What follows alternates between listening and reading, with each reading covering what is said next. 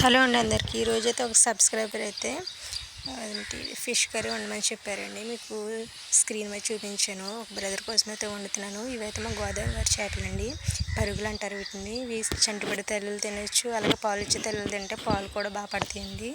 వీని కూర వండడం అయితే అందరికీ వచ్చు కదండి. బ్రదర్ అడిగారని నేను ఇది చూపిస్తాను.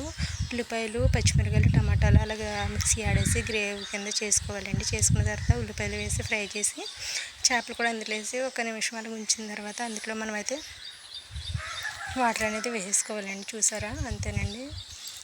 అందులో మనం వాటర్ అనేది వేసేసిన తర్వాత మగ్గిన తర్వాత అందులో కొంచెం చింతపండు రసం కూడా పక్కన పిసికి పెట్టుకుని అందులో పోసేయడమేనండి. అవి పోసిన తర్వాత మనం ఎల్లుల్లిపాయ జీలకర్ర పేస్ట్ చేసి అందులో వేసేసి లాస్ట్లో కొంచెం కొత్తిమీర అనేది యాడ్ చేసేసుకొని అందులో వేసేసుకోవడమేనండి.